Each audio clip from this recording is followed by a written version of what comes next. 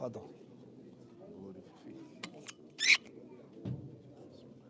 Maybe a little unorthodox, but something to warm you, you know? No, not at all, brother. Not at all. I told you, I've been following you. Not at all.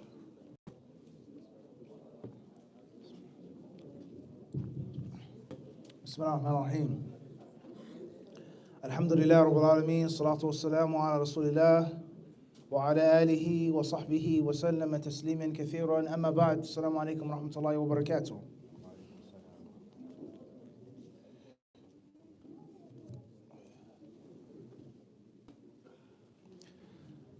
So, to be honest with you, my colleague, comrade, my elder, precedent in knowledge and graduation, Sheikh Ilyas, may Allah bless him of both worlds, bless his family, bless his children. He spoke on a lot. And I don't mean that just to butter him up, as they say, or bootlicking or nothing like that. It's the truth. And the truth is said that he spoke on a lot and he covered many aspects and many dimensions and corners and edges of this extremely important topic, a topic of paramount importance for each and every single one of us. The reality of fitnah and the two-pronged attack of shaitan with regards to fitnah. Fitnah to shubuhati or fitnah to shahawat. The shubha, something which is ambiguous in its nature. It clings and attaches itself to the truth, or people attach it to the truth, and it resembles the truth, looks like the truth, sounds like the truth. A specious argument, an argument that has some validity, some basis. Well, you know what? That kind of does make a little bit of sense when you think about it. Or it's impossible for it only to be among this people, or in this place, or in this time, in history, and shubha. Yashtabihu aika. It's not absolutely cloudy and it's not absolutely sunny. It's, half and half. Shubha, right? And how shaitan attacks the son of Adam, starting with our forefather, with a shubha, with something which isn't absolutely false, but for sure it isn't absolutely true. Ibn Qayyim, rahimahullah ta'ala, he said, is that, and it's a very interesting statement, he said it is absolutely impossible for the human being to accept and to follow something which is 101% false. He says it can't happen. The faculties that Allah Azza wa Jalla has given the human will not allow him to take and to do something which is absolutely batil, min jami' al-wujuh. Like your nerves, your nervous system. You touch something hot, you don't have to think to drop it. When you go outside and it's cold, you're not dressed properly, you get goosebumps. You start to shiver, you sneeze. Do you think about it? Do you have to think that it's cold? Do you have to think that it's windy or drafty? You don't think. Your body, your instincts, they kick in by themselves. So there's certain things that the nervous system will prevent you from doing even when you want to do it. So the human being by nature, Ibn Qayyim says, there's no way he can accept absolute batil. But the thing that the human being does accept has to have some, no matter how small, no matter how minute, no matter how trifling, it has to have a percentage of haqq. Has to have some truth to it, something that makes sense, something that's logical, something that's based off of something tangible. And even if it's 99.9% batil, if it has that 0.0 whatever percent of haqq, then many human beings, if not most human beings, they'll follow it. And that's the nature of the shubha. But all shubuhat aren't that weak. There's some shubuhat, waliyadhu billah, which are stronger. Some shubuhat which may have or has a stronger percentage of truth. And there lies no doubt many of those shubuhat will be like hooks and claws. They'll be swung. People will swing them, and eventually they'll tear and they'll snag into something or someone. Some people get torn just a bit, snagged a little bit. And there are others from among our children, from among those who are in their teens, etc., in which chunks of flesh may be ripped out of them. And the amount of blood that they lose, the amount of staples that they need to be repaired, the stitches to be sewn back up, the glue in the skin, that's going to differ from person to person. So the shubha, Unfortunately, could get some people to leave Islam, totally. Some people, they may not leave Islam, but their Islam is extremely damaged, puncture wounds. They'll never be the same again. And the list goes on and on and on. And then we talk about shahawat, lusts, desires, temptations, feelings, things that seem fair, things that seem good, taste good, smell good, feel good, sounds good. It is good. And the proof that it's good is that most of the people are doing it. And most of the people want it. It's the argument that's made. And there's so many different ways that the shaitan attacks you from your lusts and from your temptations. Of course, your sexual desires, your sexual temptations, that's at the top of the list. As Allah mentioned, things that have been made to be fair seeming to man. Zuyyina. It's been made beautiful. It's been made pleasing and appeasing to the human eye. The first thing Allah mentioned, hubbu shahawati min an-nisa. So that in itself is more than enough for shaitan to take you out. Khalas, flat line. If he can't get you to make zina, then he'll get you to think about zina. And he'll get you to do lesser acts of zina. And if he can't get you on the internet, and so on and so on and so forth, as the Prophet ﷺ said, that Abu Hurairah radiallahu anhu narrated from the Messenger of Allah ﷺ. Abdullah bin Abbas said, مَا رَأَيْتُ شَيْئًا أَشْبَهَ بِاللَّمَمِ مِنْ قَوْلِ أَبِي هُرَيْرَةَ عَنْ رَسُولِ اللَّهِ صلى الله عليه وسلم كَتَبَ اللَّهُ عَلَى بِنِ آدَمَ نَصِيبَهُ مِنَ الزِّنَا أَدْرَكَ ذَلِكَ لَا مَحَالَ. He says that Allah Azza wa Jal has written upon every human being his slice, his piece, his portion of zina. أَدْرَكَ ذَلِكَ لَا مَحَالَ. And every human will get it. He'll reach it. His destiny will come to him even if he tries to avoid it. For zina al-aynaini, the zina of the eyes is looking. The zina of the ears is listening. The zina of the feet is walking. The zina of the hand is touching and grabbing. The zina of the lisan is speeching. The zina is talking, speech. The zina of the mouth is kissing, etc. And then the Prophet ﷺ said, وَالْفَرْجُ يُصَدِّقُ ذَلِكَ. Or before that he says, وَالْقَلْبُ يَشْتَهِي وَيَتَمَنَّى وَالنَّفْسُ تَشْتَهِي وَتَتَمَنَّى وَالْفَرْجُ يُصَدِّقُ ذَلِكَ كُلُّهُ أَوْ يُصَدِّقُهُ. He says, and the soul, the heart, the mind could long, could yearn, could desire it, could want it, could fantasize about it, could think about it, a little bit or a lot. On your phone, your tablet, in person, in college, a little or a lot. A person may wish for it, that which is natural. He's been looking at, he's been listening to, he's been touching and feeling and thinking about and fantasizing about. And the final frontier, the last wall of defense, the last stand is the actual literal act of zina that is done with the sexual organ. And that is the thing which is يُصَدِّقُ ذَلِكَ أَوْ يُكَذِّبُهُ. في رواية البخاري وَيُكَذِّبُهُ. It either actualizes the thoughts, the feelings, the emotions, the temptations. It makes them into 3D. And that is actual zina. The zina that you were looking at on the TV, on your phone. The zina that you're thinking about or talking about or reading about. The zina that you're watching in a movie. The lust, the romance, the temptation, the fantasies, the desires. The private area is the thing that makes that into the real world. Or it says, la, yukadhibuhu, and it doesn't allow that. So that's just one example of a shahwa. And of course, there's the shahwa for money, the lust for money. Money doesn't just, it's not good to spend, it's not good to save, it's not good to buy, but money itself feels good. It smells good. Money smells good. You ever pick up gold before? Real gold? It's not just good to wear, it's flashy, but it feels good in your hand. Anyone who's experienced that, he knows what money is like. It's a major fitnah. And there have been countries, empires, and dynasties that have been erected and toppled and destroyed for no other reason except for money. People sell their soul for money. People sell their honor for money. People sell their dignity for money. And the shaitan, he uses money to make us scared and afraid. That the shaitan, he threatens us with poverty. If you don't do this, you're going to starve. If you don't go here, you're not going to get a job. If you don't do this, you won't get married. If you don't do this, if you don't, ya'idukum. He threatens you with faqr. And then the result of that is, وَيَأْمُرُكُمْ, and he commands you to do that which is illicit.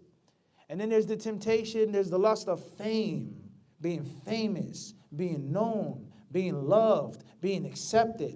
And when we talk about social media, that's white on rice, brown on rice. That's yellow on rice. Everybody wants to be known. Everybody wants to be accepted. And social media has validated people that before the age of social media would never be valid.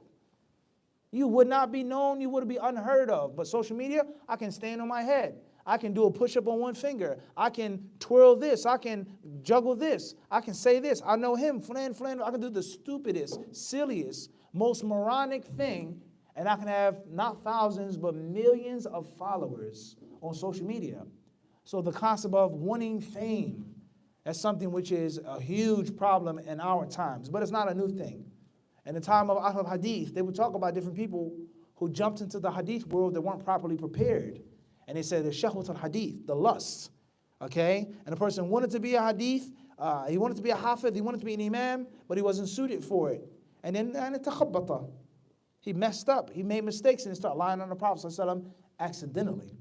So wanting to be recognized, wanting to be known is one of the biggest harms of the social media era, and it is one of the most subtle tools that the shaitan uses from his playbook. That's ancient.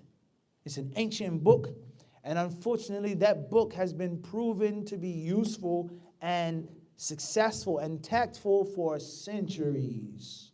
As Ibrahim alayhi salatu wasalam said, وَجُنُوبَنِي وَبَنِيَّ أَن نَعْبُدَ الْأَصْنَامِ. Oh Allah, keep me and my family and my progeny that I've placed in this barren, empty wasteland, this desert called Mecca, غَيْرِ ذِي زَرْعٍ. No trees, no herbage, no plants, no fruits, no shade, no water. I've placed my children here for them to pray, لِيُقِيمُ الصَّلَاةِ, for them to establish to pray to you.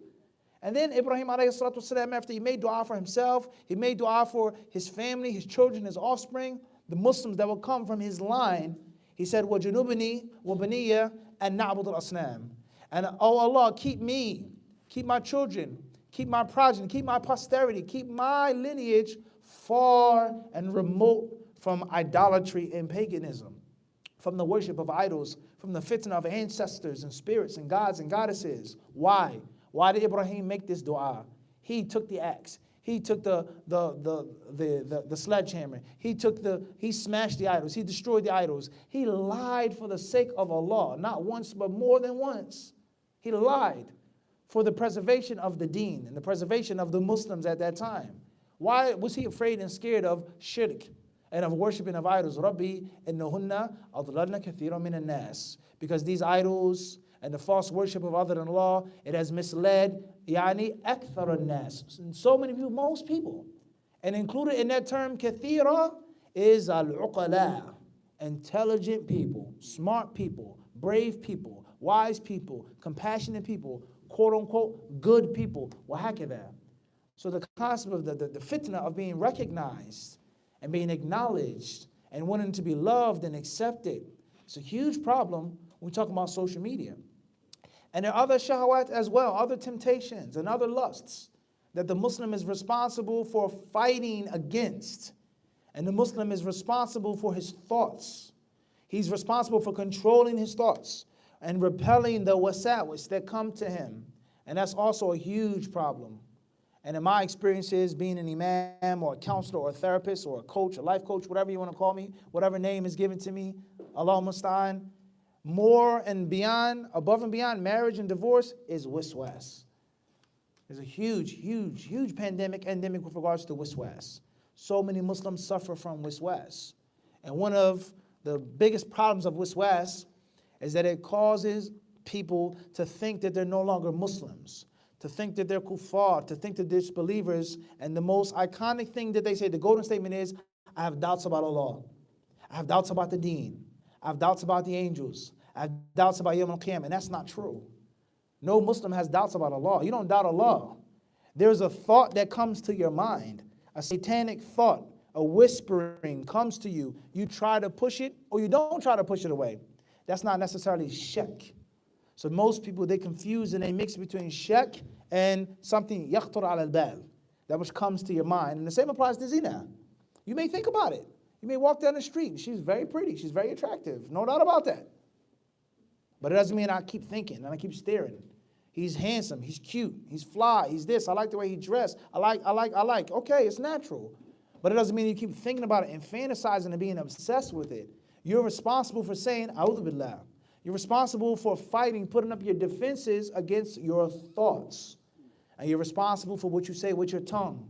Talking about something jokingly oftentimes can lead to you actually performing that act and making the act just by talking about it. Let alone other things, other emotions and thoughts, that the Muslim is responsible for making the necessary effort to fight and to put up defenses. Inna shaytana lakum aduwwun fattakhidhuhu aduwwa. Shaitan, it isn't something which is ambiguous. Maybe he's an enemy, maybe he's my friend. He is a clear enemy. Inna hadha min amana shaitani, as Musa alayhi salatu said when he struck the man, and because of his super strength that he had, he killed the man in one blow. And he said that this is from the handiwork of Satan. Innahu aduwwun mudillun mubinun. Is that he is an enemy who's plain. His misleading is open. There's nothing hidden. It's not like someone who smiles in your face. He's out to ruin you. So there's so many different lusts, and there's so many different temptations. And thirdly, the merging point of this pincer, these two jaws biting down upon you, is when the shubha meets the shahwa. Or when the shahwa meets the shubha, when they meet each other and they're linked together. And most people who leave Islam and who actually have doubts about Islam, they're apostates, it's because of a shahwa. It's because of a lust. And the different false, fake, phony, fugazi fatwas that people pass, trying to water down Allah's deen and shave down Allah's deen and whitewash Allah's deen, or whatever color they're trying to wash it. 99% of the time, behind every batil fatwa is what? Is some type of dunya. The only reason why he gave this fake fatwa because he was afraid of losing money, or he was offered more money, or he was afraid of the people disowning him and disavowing him and not following him. Wahakadha. So the shahwa and the shubha are intertwined. They are connected. So if you have a weakness with regards to temptations and lusts and desires, it lies no doubt it will lead to you making sin and disobeying the law in abundance, and vice versa. And that's why many of the Salaf, they would say, inna dhunub or inna al-ma'asi baridul kufr. Sins are the bridge to disbelief. There's no doubt about that. You keep sinning, you keep disobeying the law, and you start to think in a perverse manner. Did the law really decree this upon me? Is it really made for me to be this way? Did the law really decree for me not to make tawbah? I keep falling back, I keep relapsing. What's the problem with riba? They're okay with it, I'm okay with it, everybody's okay with it, the world runs around it. What's the big issue? What's the problem with having a girlfriend? What's the issue? What's the problem? We're happy, I'm happy, I take care of her, I pay her bills. I don't sleep around, she doesn't sleep around. We don't cheat on each other.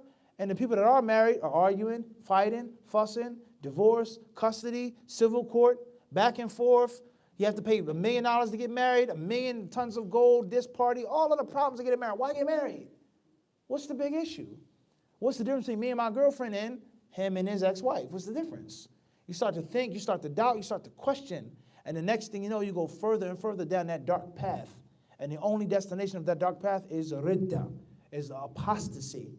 And the same applies back and forth. So shubha and shahwa, they are connected. They're intertwined.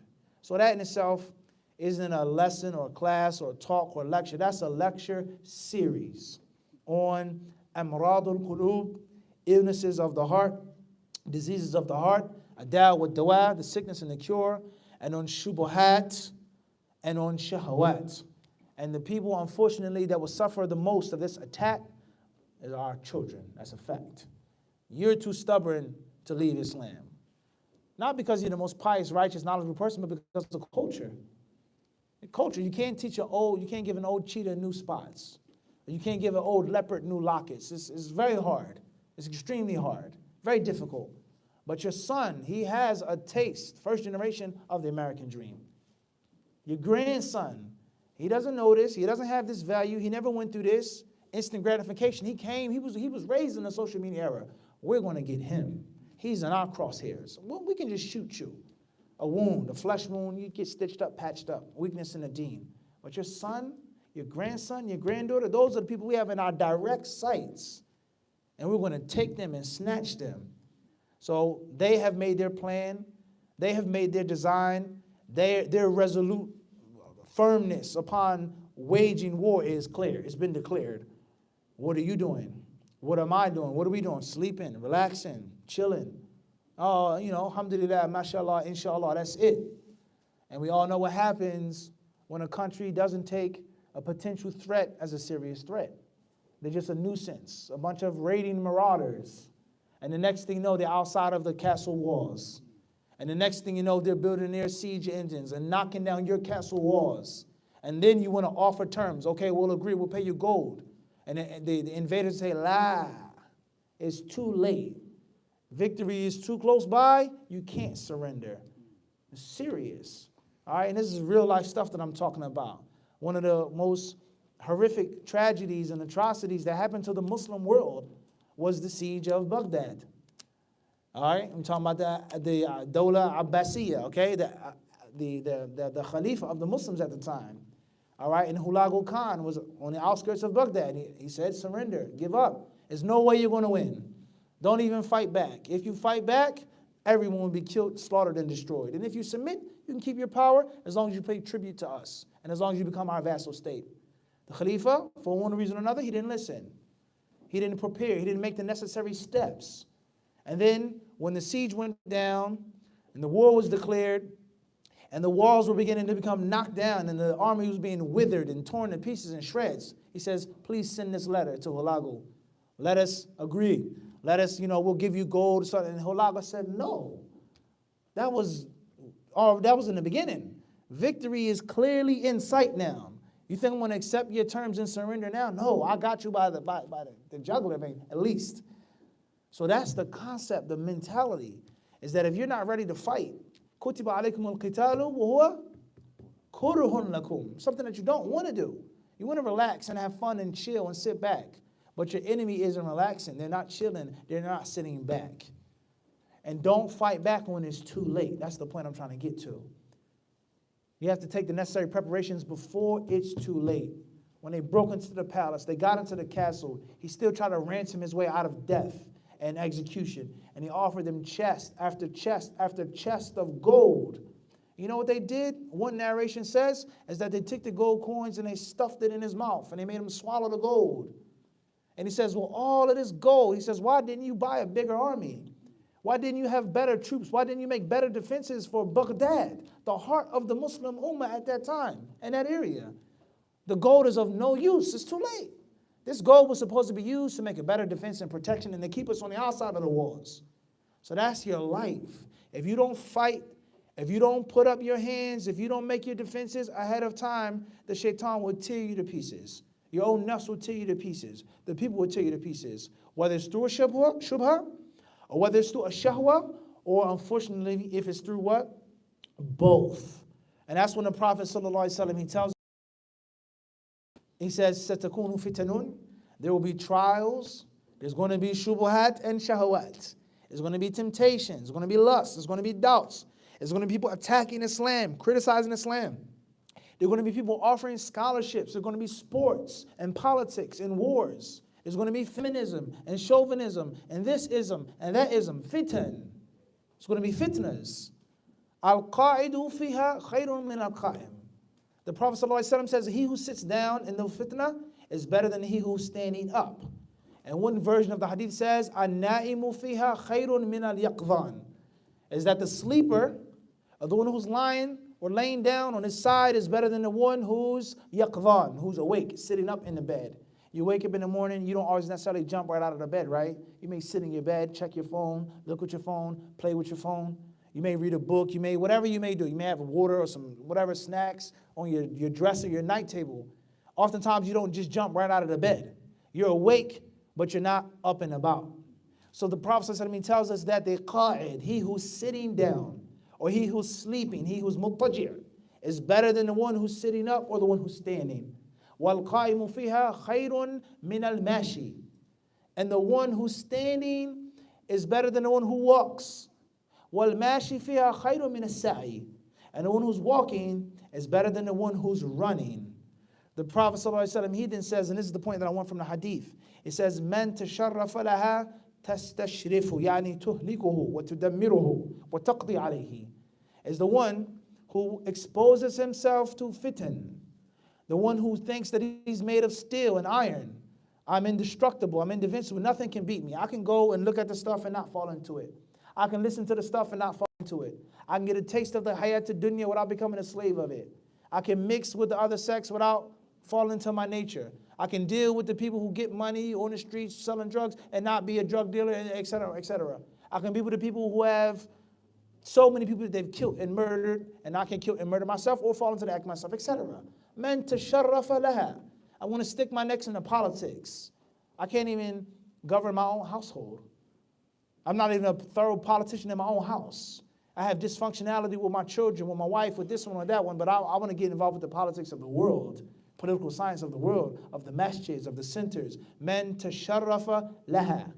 The one who wants to mix, the one who wants to dance and play around with the fitan, the Prophet says, tashrifhu. It will snatch him and pull him and rip him apart and tear him apart. You can't last through the fitnah. You can't go through those shubuhat and shahwat and think that you're going to be tough enough to survive them. And the Prophet says, he gives us the solution and he gives us the cure. He says, فَمَنْ وَجَدَ مِنْهَا مَلْجَأً أَوْ مَعَاذًا فَلْيَعُذْ بِهِ. So any flight square, when we talk about chess, your king being the most important piece on the board, your opponent, black or white, says check. Not checkmate, not yet. Sheikh mat, Shah mat. Your sheikh is dead. That's what checkmate means. Your Shah, whether it's Persian, or your sheikh is what? Mata. He's dead. You ever wonder what checkmate meant, where it came from? Sheikh mat, Shah mat, checkmate. So the person is going to say to you, not checkmate, not yet, but he gives you a warning. He sends off warning shots. He says, check. Meaning your king right now is exposed to a direct threat. And if you don't move your king or hide your king or protect your king, my rook, my bishop, my knight, or maybe even my pawn is going to knock him over. So you better do something. So the king, if he can't put another piece in front of it, the player, he's going to move it to an empty, safe square. And that, in the terminology of chess, is called a flight square. A place for you to run, a place for you to duck, a place for you to hide, a place for you to dip and get out of the way of that incoming blow. فَمَنْ وَجَدَ مِنْهَا مَلْجَأً. Anything that gets you and keeps you out of the fitnah, stick to it. أَوْ مَعَاذًا. Seeking Allah's refuge and Allah's protection. Whatever keeps me out of the fitnah, keeps me busy. Even if it isn't an act of religious spirituality. Playing basketball is better than you doing that. Brothers, they ask, can I watch a movie? Can I watch sports? Can I watch MMA or UFC? Can I watch boxing? Watching a movie is 10 times better than watching other things. Smoking weed, unfortunately, is 10 times better than smoking other things. Smoking a cigarette is better than smoking. Well, how can that? So you got to figure out what keeps you safe, what protects you. And whatever you find that keeps you busy, that keeps you engaged, فَلْيَعُذْ بِهِ. Then make that your means of protection.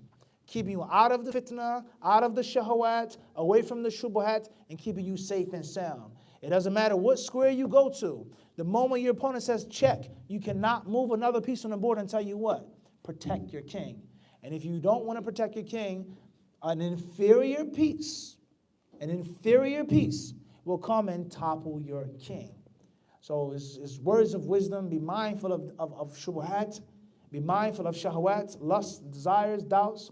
And as one of the scholars of the past, he said, he made an example, and the last thing I want to say, inshallah, this is deep, it's profound. He says, "Man wakkala wakilan, fattala ala khiyanatihi, azalahu." Is that if you put someone in charge of something, some money, some property, a secret, you make him your deputy, you make him your agent, I'm about to get locked up. I turn myself in, I'm getting a lesser sentence, etc. Hold this for me in this suitcase. Please don't open it up. Or open it up, send me money from time to time. Inshallah, I'll be home 2 years, 3 years. I'm going to need this stuff. I trust you with this. Or anything else that I trust you with. فَطَلَعَ عَلَى خِيَانَتِهِ. And then he discovers that he's cheating him, that he's tricking him, that he's taken from the money, or he's exposing the secrets. Whatever khiyana, whatever treachery is done, what would he do? He says, azalahu, yo, you gotta go. Don't come near me, don't say nothing to me, don't touch me, I don't have nothing to do with you. You can prove that you're treacherous, you're a backstabber. I'll never ever trust you, I'll never speak to you ever again. Lakum dinukum waliyadin. We part ways. Someone that stabs you in the back, you can't trust that person. And you will remove that person from your service. If there's a mayor or governor or senator or president, what do the American people do? What do they want to do? They want to impeach him. They want to you got to go. Azalahu. He then said, فَكَذَلِكَ نَفْسُكَ. And the same rule applies to your soul, your nafs. قَدْ اطَّلَعْتَ عَلَى خِيَانَتِهَا. You've already seen and discovered the treachery of your own soul. فَاعْتَزِلْهَا أو فَاعْزِلْهَا. Then remove it. وَضَيِّقْ عَلَيْهَا الْمَسَالِكِ. And minimize, mitigate, right? Cut off the avenues of your temptations and lusts and doubts and desires. You know how treacherous your soul can be. If you're left in charge of your own soul, what will you do? You know that you can oversleep for the salah. You know that you can keep looking at haram things, keep listening to haram things. You know that you have an insatiable desire for things. You know your own appetite. You know what your soul is capable of doing, so why do you still trust your soul? And why do you make it the wakil over you, instead of Allah Azza wa Jal being the wakil and making that constant dua for Allah to protect your soul, to purify your soul? Zakiha, anta khayru man zakaha, anta rabbuha wa mawlaha. Allah's in control, not me. And if I'm in charge of my soul, the blink of an eye, destruction. Think about that now. You wouldn't keep no treacherous person in your service. You wouldn't keep a friend that told all of your intimate, close secrets. Would you keep that person as your friend? Would you forgive them? And if you did forgive them as a Muslim, would you keep telling them more secrets? No. That person can't be trusted again, so you cannot trust your nafs. You cannot leave your nafs up to the shubuhat and the shahawat. I can deal with it. It's not that bad. You're over-exaggerating it. Never, ever underestimate your opponent. Never scorn your adversary. Never. Keep your guard up 25/8, not 24/7, 25/8. Never, ever sleep. Never, ever think that I can relax, I can chill, I don't have to lie. As a wise man said, the price for freedom is eternal vigilance. Freedom isn't free. It costs. For you to be a free servant of Allah, only worshiping Allah, and not to be a captive of shaitan and of lust and of desires or other men, you have to be constantly 24/7. What? Keep your eyes peeled. And that's the golden rule of the streets, right?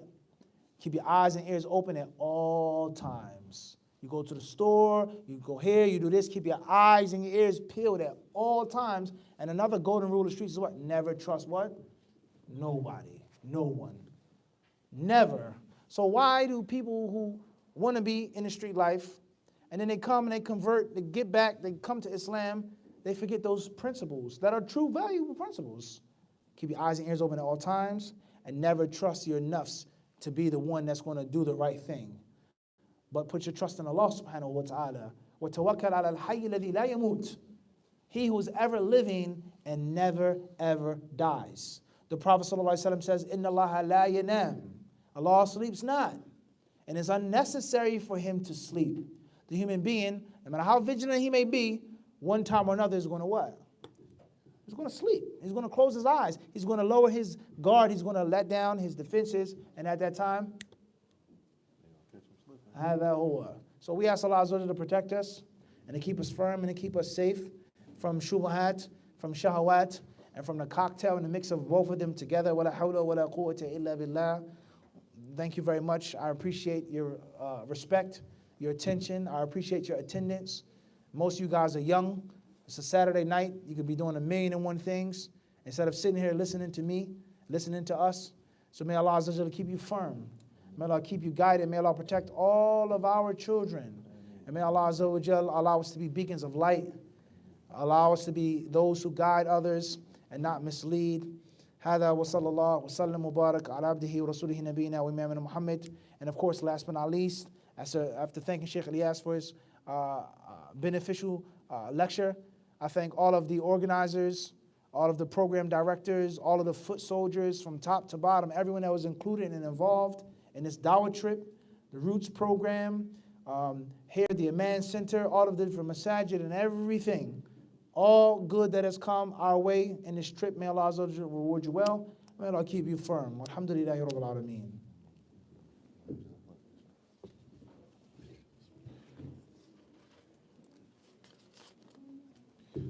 جزاك الله خير